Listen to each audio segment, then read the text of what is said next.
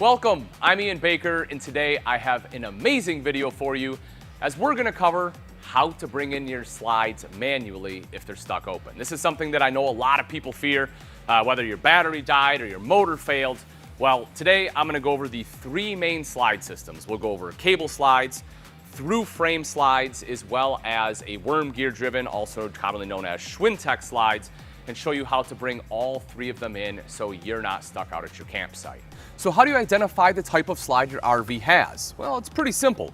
Let's start with cable slides. If your RV has cable slides, you will see a cable like this on all four corners of your slide out. Next up is a Schwintek, also known as a worm gear slide. You'll identify these by, well, seeing this worm gear system. Now, depending on the size of the slide, you may have two of these, where you'll have one on the bottom and one up top, or if it's a large slide like this one, you will see they have two up top. Lastly, we have a through frame or rack and pinion style slide. You'll identify that quickly by simply looking at the big arms underneath the slide box. Up first, the good old cable slide. So to bring the cable slide in, you're going to need three main tools. The first one being a drill. The second one is a flex bit. You can see the flex in it. This will come with your RV. If you do not have one, you're going to need to get one.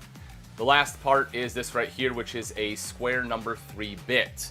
So this torque bit is actually what's going to go into the motor, and I'll show you that in just a moment. So you have two different options really of how to access the motor. The motor itself will be located right about in the center behind this fascia. So what I recommend, if you're in warranty, just remove this fascia. Makes it really easy to get to that motor, take it into the service center. They will put that fascia back up for you after they do whatever work they need to do.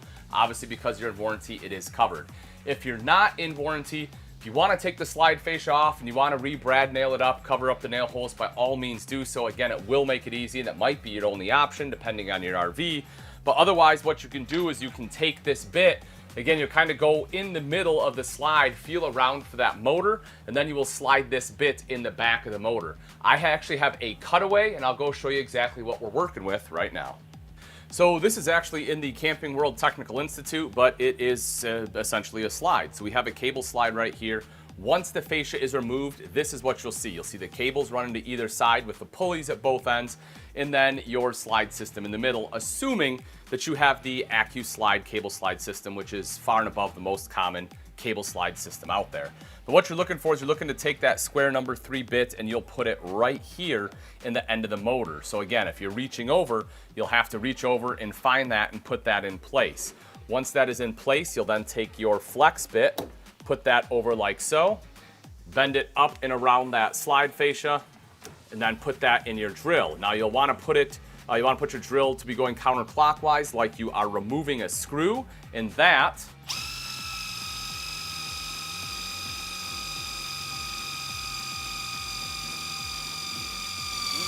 as you'll see, we'll bring the slide in. Once it's in, you're all set. You can remove it. That will allow you to safely get to a service center so they can diagnose what's going on.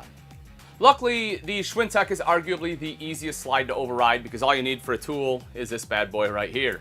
What you're going to do is actually find the control box. That's probably the hardest part of overriding it. On a motorhome, a lot of times that will be in a compartment underneath the slide. On most of your fifth wheels and travel trailers, it will be inside the unit, again, usually down low. For example, in this RV we're in, it is actually located right down here behind this slide fascia on the bottom. This right here is that box you are looking for. As you will see, it might be a little tough to read here, but you can find it in the owner's manual as well. There are different faults, and more often than not, if your slide is not working, as I mentioned, it's generally not a mechanical issue. It's something happened with the controller, the motors got out of sync, didn't count the revolutions correctly, something happened, and a lot of times you will see that fault right here based upon how many times this light is blinking. Now to manually override it, it actually shows you, and it says it right on here. It's nice and simple. In case you forget, it shows you. You're going to push the button 6 times, hold down on the 7th, press until the lights start to flash. And then you will use the normal slide control switch located inside to retract the room. So that button is right there. That's why we have our pen. We're going to, and you're going to push and hold. Just like that. And you're going to hold it until the lights blink. I'm not going to do it in this particular case, but you'll want to push it until the lights start blinking. That will let you know you're in manual override, and then you will simply hit that retract button. Now, There are some other things you can do as well. I personally don't recommend them just because you can cause damage to your RV. I have been told, I've never tested it, but you can flip these two around right here. These are your switch controls, okay? Your extend and retract. If you flip those around, it will reverse the controls on the switch. Sometimes that will, for whatever reason, reset it and help bring it back in the event this doesn't work. The reason I don't recommend doing that, folks, is as soon as you take these off, you remove the stops on this unit, and you can cause a lot of damage to your slides. If you bring it in too far, you can damage the outside. If you extend it too far, you can actually drop the slide box out of the side of your RV, and that is obviously something we certainly don't want to have happen. Next up, and possibly the most arduous depending on your setup, is going to be the rack and pinion, also known as a through frame slide with an electric motor. Not necessarily hydraulic, that's a whole nother animal altogether, but with the electric motor. And the reason it can be arduous is there's a couple different ways you may have to go about it. The first method, and probably the most unlucky, is having to cut a hole in your underbelly, because no matter what methodology we use, we have to be able to get to the electric actuator motor.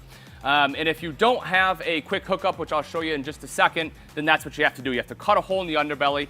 In order to kind of find where that motor is located, you're going to look for this arm right here, follow it straight across the other side of the RV, come back probably about a foot or so from the frame, and cut a hole there, and you should be in a pretty close location. Now, if you're luckier, the through frame slide system you have will actually have an extension rod that is tied to that electric actuator motor.